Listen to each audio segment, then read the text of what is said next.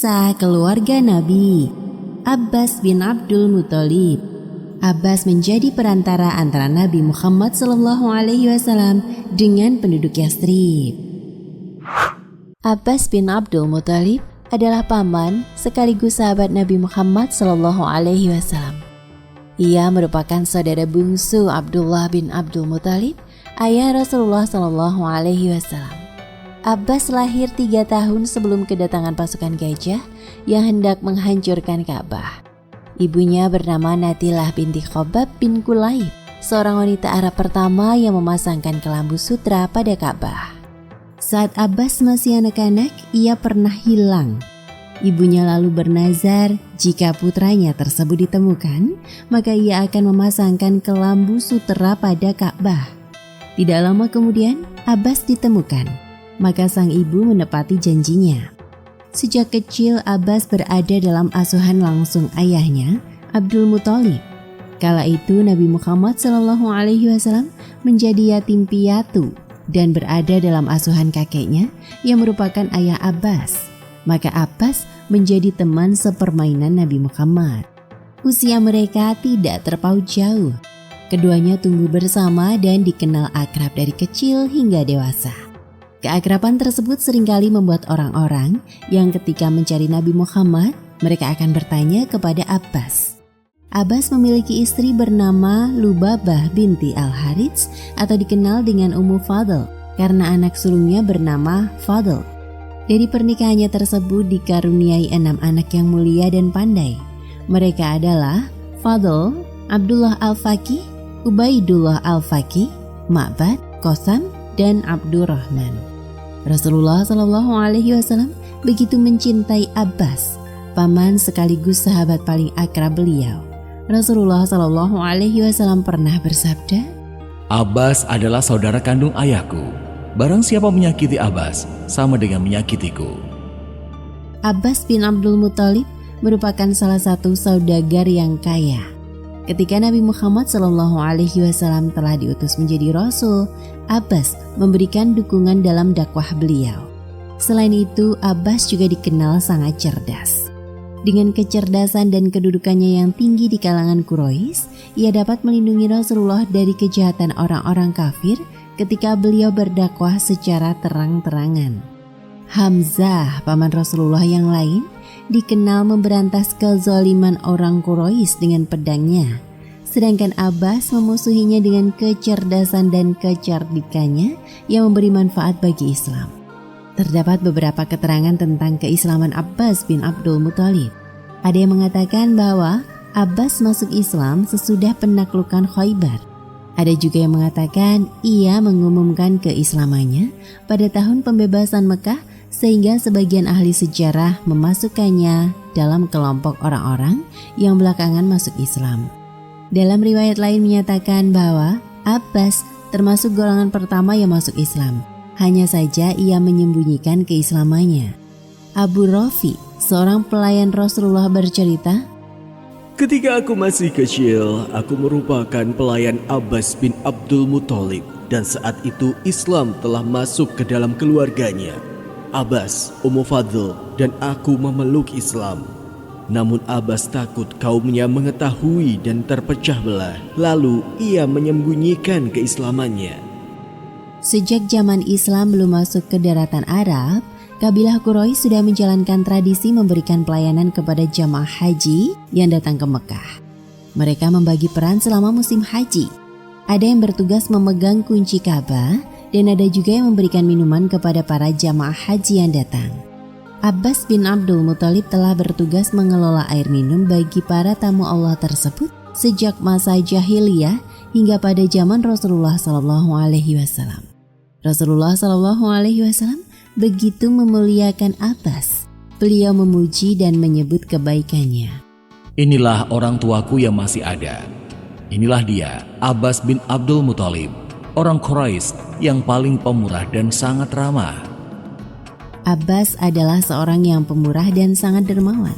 Ia selalu menjaga dan menyambung tali silaturahmi. Abbas rela mengeluarkan tenaga dan harta demi itu semua. Abbas bin Abdul Muthalib berperan penting dalam Baiat Aqabah kedua. Rasulullah Shallallahu Alaihi Wasallam membutuhkan buah pikirannya. Maka Abbas dipercaya sebagai penasihat utama dalam baiat Aqobah kaum Ansor. Pada tahun ke-13 kenabian, orang-orang Yastrib yang berjumlah sekitar 500 orang pergi ke Mekah untuk menunaikan ibadah haji. Sekitar 75 orang diantaranya telah masuk Islam. Rombongan tersebut dipimpin oleh Al-Bara bin Ma'rur. Setelah sampai di Mekah dan melakukan ibadah haji, 2 orang dari kaum Ansor, yakni Ka'ab bin Malik dan Al-Bara bin Ma'rur, mencari Nabi Muhammad. Akhirnya Ka'ab dan Al-Bara menemukan beliau bersama Abbas di Masjidil Haram. Al-Bara dan Ka'ab menyampaikan bahwa mereka ingin dibaiat oleh Rasulullah Shallallahu Alaihi Wasallam. Kemudian terjadi kesepakatan di antara kedua belah pihak untuk bertemu secara rahasia di dekat Bukit Aqobah. Tiba waktunya pada hari yang disepakati. Di sepertiga malam, orang-orang berkumpul di dekat Bukit Aqobah. Kaum Ansor yang terdiri dari 73 orang laki-laki dan 2 orang perempuan menunggu kedatangan Rasulullah. Lalu datanglah Rasulullah Shallallahu Alaihi Wasallam bersama pamannya, Abbas. Abbas bin Abdul Muthalib mengawali pembicaraan. Wahai kaum Khosraj dan Aus, kalian telah mengetahui kedudukan Muhammad Sallallahu Alaihi Wasallam di sisi kami. Kami telah membelanya dari kejahatan kaum kami. Ia sebenarnya mempunyai kedudukan mulia di tengah-tengah kaumnya dan kekuatan di negerinya. Tetapi ia enggan menerima itu dan lebih memilih bergabung dan hidup bersama kalian. Seandainya kalian benar-benar hendak menunaikan apa yang telah kalian janjikan kepadanya dan kalian membelanya terhadap orang yang memusuhinya, silakan kalian memikul tanggung jawab tersebut. Tetapi seandainya kalian bermaksud akan menyerahkan dan mengecewakannya sesudah ia bergabung dengan kalian, lebih baik kalian meninggalkannya sekarang. Abbas ingin mengenali kaum Ansor dan membangkitkan kesiapsiagaan mereka. Ia berpikir bahwa peperangan merupakan perkara yang tidak mustahil akan terjadi antara Islam dan kemusyrikan. Maka ia berkata lagi kepada mereka, Coba kalian ceritakan kepadaku tentang peperangan. Bagaimana cara kalian memerangi musuh-musuh kalian? Salah seorang dari kaum Ansor sudah mulai angkat bicara. Demi Allah, percayalah bahwa kami adalah ahli perang. Kami memperoleh keahlian itu turun-temurun dari nenek moyang kami. Kami adalah pemanah yang membinasakan, pelempar tombak yang memecahkan setiap sasaran. Dan kami berjalan dengan membawa pedang dan bertarung hingga kami gugur lebih dahulu atau musuh yang binasa. Mendengar jawaban tersebut, wajah Abbas berseri-seri. Kalian mengatakan bahwa ahli perang. Apakah kalian juga memiliki baju besi? Ya, kami mempunyai baju besi yang mencukupi. Abbas merasa aman untuk menyerahkan keponakannya, yakni Nabi Muhammad SAW, kepada mereka. Demikian kisah Abbas bin Abdul Muthalib radhiyallahu anhu bagian 1.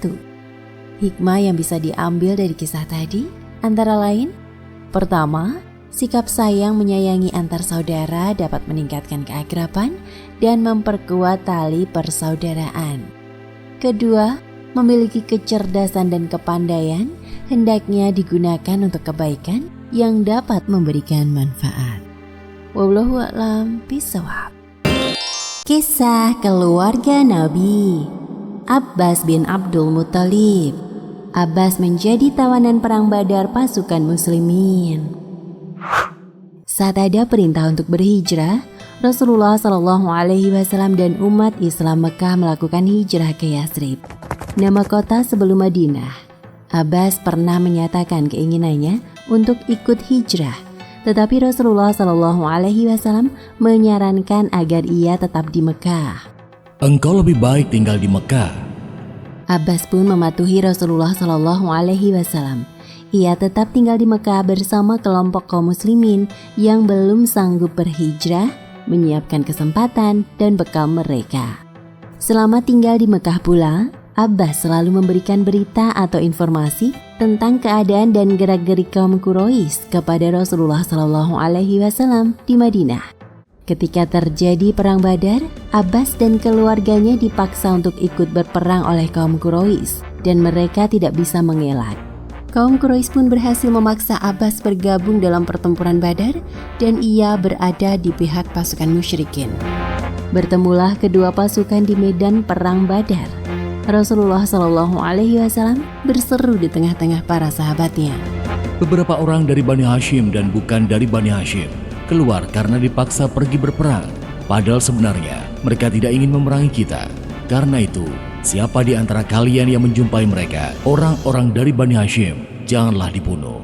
Siapa yang menjumpai Abbas bin Abdul Muthalib, janganlah ia membunuhnya karena ia dipaksa untuk ikut berperang. Perintah Rasulullah SAW tersebut tersebar luas di kalangan pasukan yang pergi ke Badar dan mereka menerima baik perintah itu kecuali Abu Huzaifah bin Utbah. Ia sempat menentang dengan lantang perintah itu. Kami akan membunuh bapak kami, anak-anak kami, saudara-saudara dan keluarga kami. Lalu apakah kami akan membiarkan Abbas? Demi Allah, kalau saya menjumpainya, saya akan memancungnya dengan pedang ini. Akan tetapi, akhirnya Abu Huzaifah menyesali perkataan yang pernah ia lontarkan itu. Abu Huzaifah meminta agar mati syahid dan harapan itu Allah penuhi. Ia syahid dalam perang Yamamah. Dalam Ibnu Katsir dikatakan bahwa dengan perintah tersebut tidak berarti Rasulullah SAW hendak memberikan keistimewaan kepada pamannya Abbas. Tetapi Rasulullah mengetahui keadaan Abbas yang sebenarnya dan juga mengetahui bahwa pamannya terpaksa menyembunyikan keislamannya. Beliau melihat jasa-jasa dan pengabdian Abbas yang begitu luar biasa besar terhadap Islam dan mengetahui bahwa ia dipaksa ikut perang serta mengalami tekanan. Maka beliau wajib melepaskan orang yang dalam kondisi seperti itu dan melindungi darahnya selama kemungkinan itu masih bisa dilakukan. Wallahu a'lam. Perang Badar akhirnya dimenangkan oleh kaum muslimin. Mereka berhasil menawan sejumlah orang dari pihak lawan, termasuk Abbas bin Abdul Muthalib. Malam itu Abbas dan para tawanan lainnya diikat dengan ikatan yang begitu kuat sehingga membuat mereka kesakitan. Ternyata rintihan kesakitan itu terdengar oleh Rasulullah SAW. Beliau gelisah tidak bisa tidur karena memikirkan pamannya yang menjadi tawanan. Mengetahui Rasulullah tidak kunjung tidur, salah seorang sahabat bertanya pada beliau. Rasulullah kemudian menjawab bahwa dirinya tidak bisa tidur karena mendengar rintihan Abbas. Lalu sahabat itu pergi dan menghampiri Abbas untuk melonggarkan ikatannya. Ia kemudian kembali kepada Rasulullah. Mengapa sekarang aku tidak mendengar rintihannya? Saya longgarkan ikatannya, ya Rasulullah. Lakukan juga terhadap semua tawanan lainnya. Begitulah Rasulullah SAW berlaku adil meskipun terhadap musuhnya sekalipun. Maka tidak jarang perlakuan baik beliau terhadap para tawanan menjadi sebab mereka akhirnya masuk Islam. Pagi harinya semua tawanan dihadapkan kepada Rasulullah termasuk Abbas bin Abdul Muthalib. Akhirnya Abbas memberikan tebusan untuk membebaskan dirinya dan orang-orang yang bersamanya. Setelah Abbas hijrah ke Madinah, Rasulullah SAW telah memberikan sebidang tanah untuk pamannya tersebut. Lokasinya berdekatan dengan akses jalan menuju Masjid Nabawi. Rasulullah SAW juga membantu pengerjaan pembangunan rumah Abbas. Bahkan beliau sendiri yang membuat dan memasangkan talang air di rumah pamannya itu. Bulan Syawal tahun ke-8 Hijriah terjadi Perang Hunain. Pada perang tersebut, jumlah pasukan muslim lebih banyak dari pasukan lawan. Oleh sebab itu, pasukan muslim sempat termakan sifat sombong dan merasa tidak akan kalah. Kekalahan mendadak di awal peperangan pun terjadi.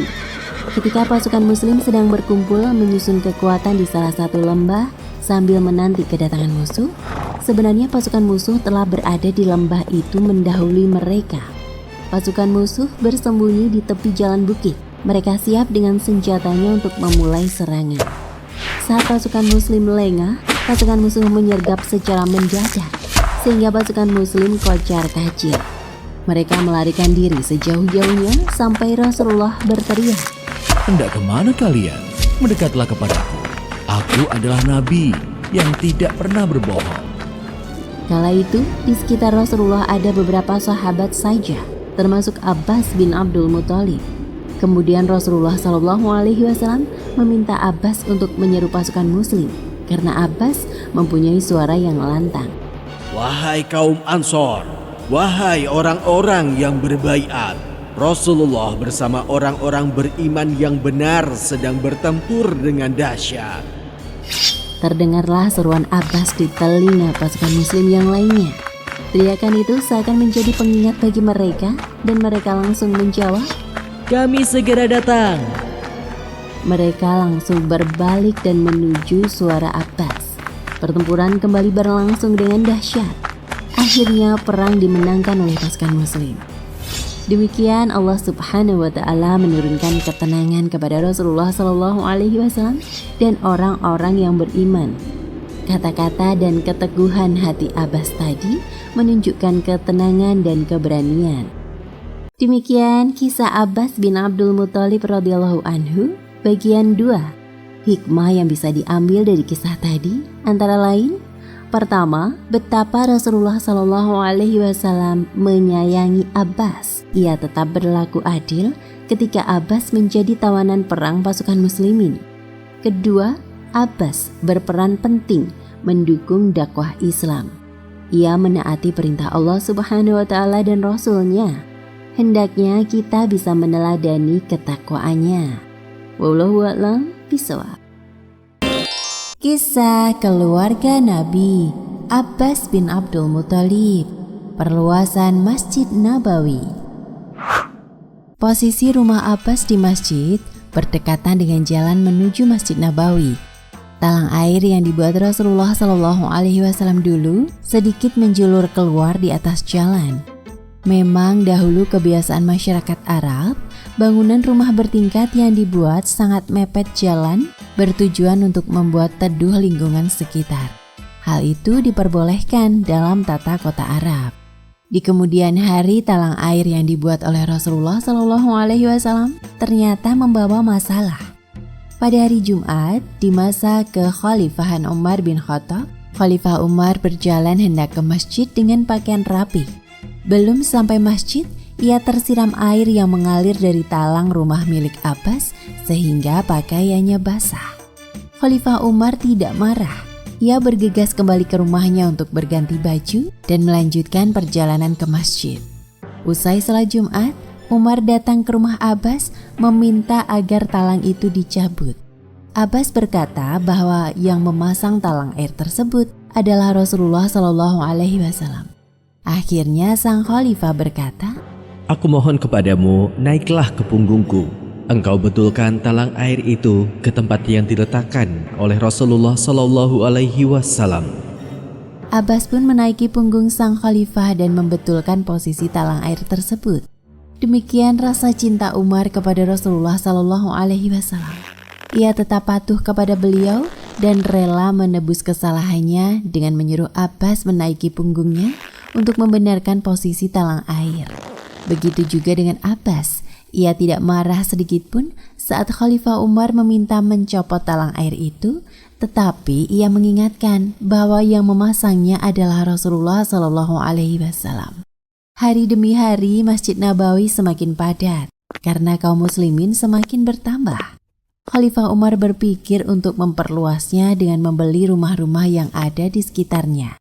Semua bangunan yang ada di sekitar masjid pun sudah dibeli, kecuali rumah Abbas bin Abdul Muthalib. Khalifah Umar datang menemui Abbas. Ia meminta agar Abbas menjual tanah dan rumahnya guna kepentingan perluasan Masjid Nabawi. Abbas menolak permintaan itu. Khalifah Umar tidak menyerah. Ia meminta Abbas agar menghibahkan rumah dan tanahnya untuk sang khalifah, sehingga sang khalifah bisa memperluas Masjid Nabawi. Namun Abbas tetap menolak. Dengan sedikit memaksa, Khalifah Umar memberikan pilihan kepada Abbas. Pilihlah salah satu di antara tiga. Engkau menjual berapapun yang engkau kehendaki dari Baitul Mal. atau aku akan menggantinya dengan bangunan lain yang akan aku bangunkan untukmu dari Baitul Mal di tempat manapun di Madinah yang engkau kehendaki. Atau engkau berikan sebagai sedekah kepada kaum muslimin untuk meluaskan masjid mereka. Saya tidak mau memilih semuanya. Kalau begitu, angkatlah seorang penengah di antara kita berdua. Saya setuju mengangkat Ubay bin Ka'ab. Keduanya pergi menemui Ubay bin Ka'ab. Kemudian mereka menceritakan persoalan yang terjadi dan meminta pendapatnya. Saya mendengar Rasulullah Shallallahu Alaihi Wasallam bersabda, Allah Subhanahu Wa Taala pernah mewahyukan kepada Nabi Daud, bangunlah untukku sebuah rumah tempat orang-orang menyebut namaku di sana. Nabi Daud lalu merencanakan pembangunannya di Baitul Maqdis. Dalam perencanaan itu mengenai rumah seorang Bani Israel, Nabi Daud menawarkan kepada orang itu untuk menjual rumahnya, tetapi ia menolak. Tiba-tiba terfikir dalam benak Nabi Daud untuk mengambilnya dengan paksa. Allah Subhanahu wa Ta'ala mewahyukan kepadanya, Hai Daud, aku menyuruhmu membangun untukku sebuah rumah tempat orang menyebut namaku. Karena itu sebagai sanksinya, kau tidak usah membangunnya. Nabi Daud menjawab, Ya Allah, aku lakukan pada anakku. Allah berfirman lagi, siapa anakmu? Ubay berpendapat bahwa Umar tidak bisa mengusir Abbas dari tanah dan rumahnya sendiri jika dia tidak rela. Akhirnya Khalifah Umar tidak lagi mendesak Abbas untuk menyerahkan rumahnya. Akan tetapi, beberapa saat kemudian Abbas menghibahkan rumahnya. Kalau demikian sikapmu, maka saya sedekahkan rumah saya untuk kepentingan kaum muslimin. Silahkan perluas Masjid Nabawi. Namun jika engkau mengambilnya dengan tekanan dan paksaan, maka saya tidak akan mengalah. Suatu hari pada masa Khalifah Umar bin Khattab, terjadi paceklik dan kemarau panjang. Orang-orang berdatangan kepada sang khalifah mengadukan kesulitan dan kelaparan yang melanda daerahnya. Khalifah Umar pergi menemui Abbas dan menceritakan kesulitan yang dialami masyarakat. Ia meminta Abbas sebagai perantara atau wasilah memohon kepada Allah agar diturunkan hujan. Sang khalifah bersama kaum muslimin keluar ke lapangan terbuka untuk menunaikan sholat istisqa, yakni sholat meminta diturunkan hujan. Setelah itu, Umar dan Abbas naik ke atas mimbar seraya berdoa, Ya Allah, dahulu kami biasa meminta hujan melalui perantara Nabi kami. Lalu engkau turunkan hujan kepada kami. Sekarang kami meminta hujan melalui perantara paman Nabi kami. Oleh karena itu, turunkanlah hujan kepada kami. Wahai Abbas, berdoalah kepada Allah. Kemudian Abbas berdoa dengan memuja Allah Subhanahu wa Ta'ala. Selanjutnya ia berdoa meminta agar Allah menurunkan hujan. Atas izin Allah, setelah doa itu dipanjatkan, turunlah hujan lebat. Orang-orang bersyukur kepada Allah Subhanahu wa Ta'ala dan mengucapkan selamat kepada Abbas. Selamat kepadamu, wahai Sakil Haramain yang mengurusi minuman orang di Mekah dan Madinah. Abbas bin Abdul Muthalib wafat pada hari Jumat 14 Rajab tahun 32 Hijriah. Orang-orang keluar mengantarkannya ke pemakaman. Khalifah Utsman bin Affan mensolatkan jenazahnya, lalu ia dikubur di tanah Baqi. Demikian kisah Abbas bin Abdul Muthalib radhiyallahu anhu bagian 3. Hikmah yang bisa diambil antara lain, pertama, sikap mendahulukan kepentingan umat sangatlah terpuji. Sebagaimana Abbas mensedekahkan rumahnya untuk perluasan Masjid Nabawi. Kedua, hendaklah kita menghormati keluarga Nabi Muhammad SAW sebagaimana para sahabat dan khulafaur rasyidin menaruh hormat tinggi kepada Abbas bin Abdul Muthalib.